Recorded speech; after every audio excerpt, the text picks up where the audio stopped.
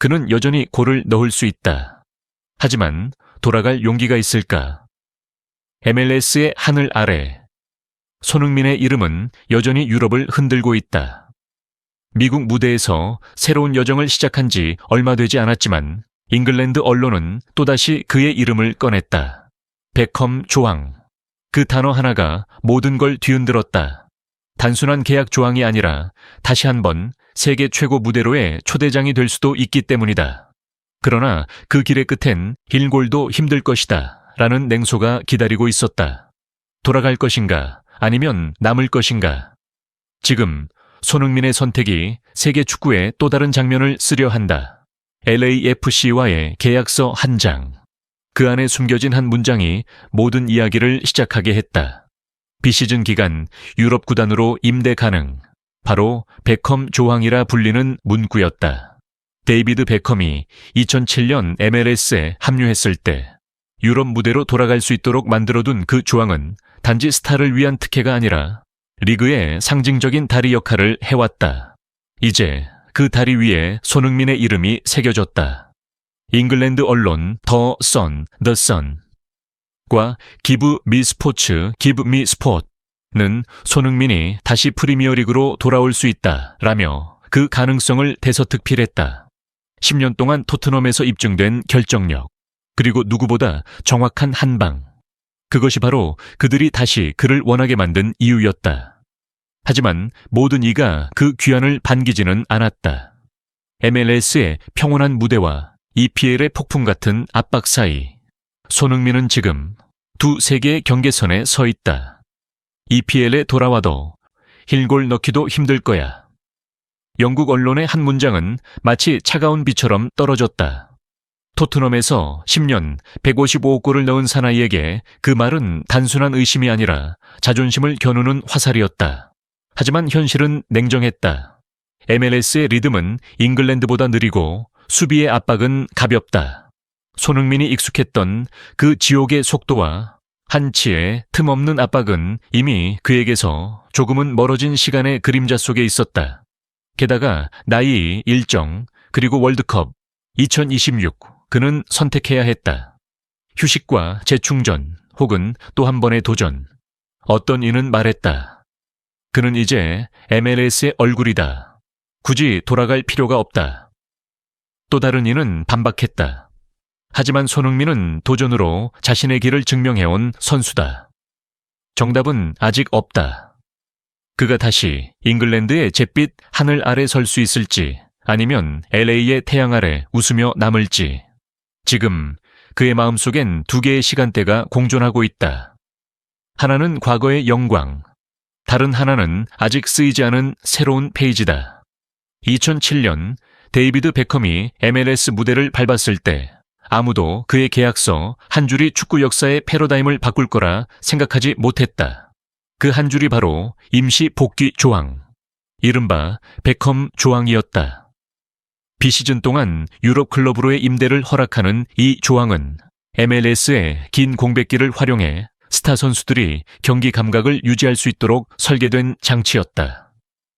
베컴은 그 조항을 통해 AC 밀란으로 잠시 돌아갔고, 헨리는 뉴욕에서 런던으로 향했다. 그리고 지금 그 다리 위를 건너려는 또 한 명의 선수가 있다. 손흥민이다. 그의 LAFC 계약에도 이와 유사한 조항이 포함되어 있다는 사실이 영국 언론을 통해 알려지자 분위기는 순식간에 뜨거워졌다. 손흥민이 프리미어리그로 임대 복귀할 수 있다. 더 선, The Sun은 이 가능성을 리얼 옵션이라 표현했고, Give Me Sports, Give Me Sport는 그의 결정력은 아직도 EPL 상위권이라 평가했다. 현실적으로도 그 시점은 충분히 계산적이었다. MLS는 12월부터 2월까지 휴식기에 들어가며 EPL은 시즌의 중후반으로 접어든다. 그 짧은 기간 한 구단은 당위 해결사를 원하고 다른 한 구단은 감각 유지를 원한다. 그리고 그 교차점에 손흥민이 있다. 단순한 임대가 아니다. 이것은 검증된 슈터와 재도약을 꿈꾸는 클럽의 이해관계가 맞물린 절묘한 기회일 수 있다. 그러나 변수도 명확하다. 월드컵 2026. 손흥민에게 남은 1년 반은 그 어떤 시즌보다 중요한 준비의 시간이 될 것이다. 무리한 복귀는 부상 리스크를 키울 수 있고 동시에 MLS 내에서의 입지도 흔들릴 수 있다. 그럼에도 불구하고 그의 이름이 다시 유럽 무대에 오르내리는 이유는 단 하나. 손흥민은 단순한 스타가 아니라 도전을 통해 스스로를 증명해온 상징이기 때문이다. 그리고 바로 그 지점에서 베컴 조항은 단순한 문구가 아니라 그의 다음 장을 여는 열쇠로 바뀌고 있었다. 10년 동안 프리미어리그에서 그는 단 한 번도 쉬운 골을 넣지 않았다. 어느 각도에서도 골문을 찾았고 어느 순간에도 망설이지 않았다. 토트넘에서의 마지막 시즌, 손흥민은 36경기에서 12골 8도움을 기록했다. 수치만 보면 평범할 수도 있다. 그러나 그 안에는 한 발 앞서 움직이는 슈터의 본능이 있었다. 그는 단순히 공을 차는 선수가 아니라 전술의 방향을 바꾸는 촉매제였다.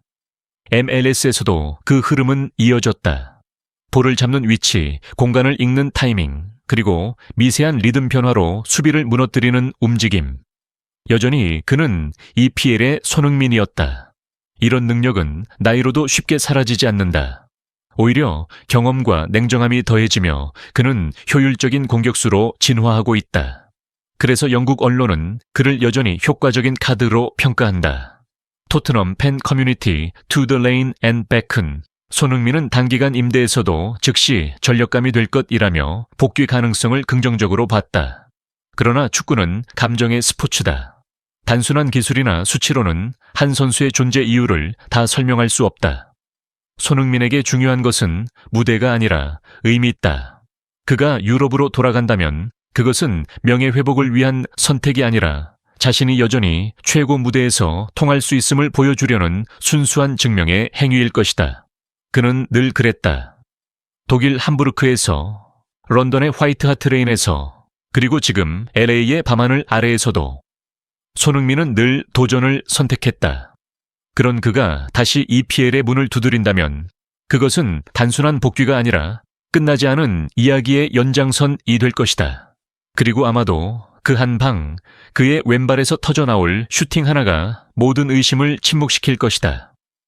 더 선, The Sun은 이렇게 썼다. 그는 여전히 EPL에서 통할 수 있다. 하지만 문제는 그가 원하느냐의 문제다. 냉정한 분석 속에도 묘한 존중이 깃들어 있었다. 손흥민의 이름 앞에서는 누구도 함부로 단정하지 못한다는 오랜 시간 쌓인 신뢰 때문이다. Give me sports, give me sport는 손흥민은 MLS에서 보여준 경기 감각을 유지하고 있다. 그의 결정력은 여전히 탑 클래스라고 평가했다. 반면 일부 현지 평론가들은 EPL 복귀는 상징 이상의 의미를 가지기 어렵다며 현실적인 한계를 지적했다. 팬들의 반응도 갈렸다. 토트넘 팬들은 SNS에서 한 경기라도 그를 다시 보고 싶다며 영상과 사진을 올렸고 LAFC 팬들은 그를 잃고 싶지 않다는 댓글로 피드를 가득 채웠다. 그리고 한국 팬들은 그 어느 때보다 조용히 그러나 깊이 그 이름을 지켜보고 있다. 다시 유럽으로 향하든 미국에서 남든 손흥민이 어떤 선택을 하든 그는 이미 세계가 주목하는 선수임을 이 모든 반응이 증명하고 있었다. 그것은 단순한 인기의 결과가 아니라 그가 만들어온 시간의 무게였다. 축구에서 가장 아름다운 장면은 골이 아니라 다시 일어서는 순간이다. 손흥민의 이름은 그 진실을 증명해왔다. 독일에서 실패를 딛고 런던에서 세계를 놀라게 했던 이제 미국의 무대에서도 그는 여전히 도전이라는 단어를 품고 살아간다. 그에게 EPL 복귀는 과거로의 회귀가 아니다. 그것은 또 한 번의 시험이며 자신이 여전히 불타고 있음을 보여주는 선언이다. 축구는 숫자가 아니라 이야기다. 그리고 손흥민의 이야기는 끝나지 않았다. 베컴 조항이 열어준 문은 단지 계약의 문이 아니라 새로운 서사의 문이다. 그가 그 문을 열든 닫든 상관없다. 중요한 것은 그는 언제나 두려움을 넘는 선택을 해왔다는 것이다. 그래서 사람들은 그를 믿는다. 언젠가 또 다른 하이라이트 속에서 그는 미소를 지을 것이다. 그리고 우리는 알게 될 것이다. 손흥민의 여정은 돌아감이 아니라 계속되는 이야기였다. 감사합니다. 이 이야기가 마음에 닿았다면 구독과 좋아요로 함께 걸어가요. 다음 영상에서 또 만나요.